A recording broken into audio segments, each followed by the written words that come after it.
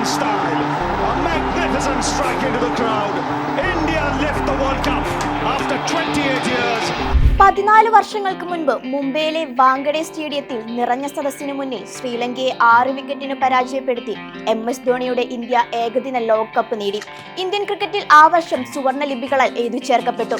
കപിൽ ദേവിനു ശേഷം ഈ കിരീടം നേടിയ രണ്ടാമത്തെ ഇന്ത്യൻ ക്യാപ്റ്റനായി അന്ന് MS ധോണി മാറി. MS Dhoni will collect the World Cup trophy and he'll get it from Mr. Sharad Pawar, the president of the ICC.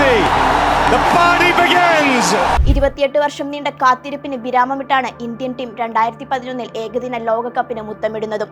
എന്നാൽ അന്നത്തെ ടീമിൽ അംഗങ്ങളായിരുന്ന പ്രമുഖ താരങ്ങളെല്ലാം പിന്നീട് അടുത്ത ലോകകപ്പ് കളിക്കാൻ ഉണ്ടായിരുന്നില്ല.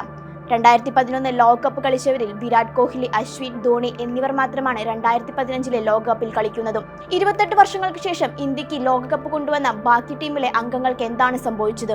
അന്നത്തെ ഇന്ത്യയുടെ സെലക്ഷൻ കമ്മിറ്റി താരങ്ങളെ മാറ്റി നിർത്തുകയായിരുന്നു. വിജയത്തിന്റെ ആഹ്ലാദാരവങ്ങൾ അടങ്ങും മുമ്പേ സെലക്ഷൻ കമ്മിറ്റി 7 ഇന്ത്യൻ താരങ്ങളുടെ കരിയർ നശിപ്പിച്ചുവെന്ന ഗുരുതര ആരോപണവുമായി മുൻ ഇന്ത്യൻ താരം യോഗരാജ് സിംഗ് രംഗത്തെത്തിയതോടെയാണ് പല വിവരങ്ങളും പുറത്തുവരുന്നത്. ഇവർ മഹേന്ദ്ര സിംഗ് ധോണിയെ വരെ പുറത്താക്കാൻ ശ്രമം നടത്തിയിരുന്നു.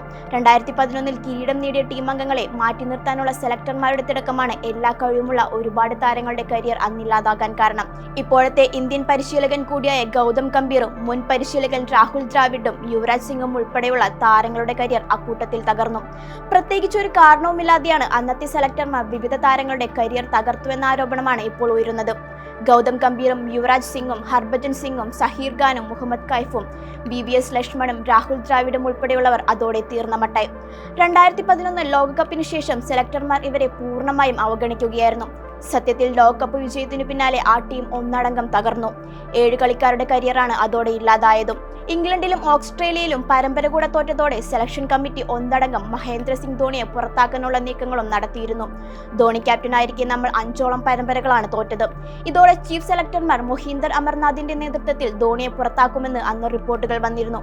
പക്ഷേ അന്നത്തെ BCCI പ്രസിഡന്റായിരുന്ന N ശ്രീനിവാസൻ ഇടപെട്ടാണ് ആ തീരുമാനം തടഞ്ഞത്. 2011 ലോകകപ്പ് സംഘത്തിലെ 3 പേർ മാത്രമാണ് 2015 ടീമിൽ ഉൾപ്പെട്ടിരുന്നത്.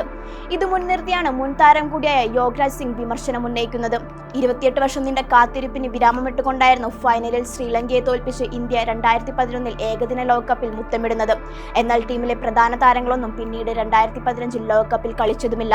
വിരാട് കോഹ്ലി, രവിചന്ദ്രൻ അശ്വിൻ, ധോണി എന്നിവർ മാത്രമാണ് 2015 ലോകകപ്പ് കളിച്ചത്. ബാക്കി താരങ്ങളെല്ലാം പിന്നീട് തടയപ്പെടുകയായിരുന്നു.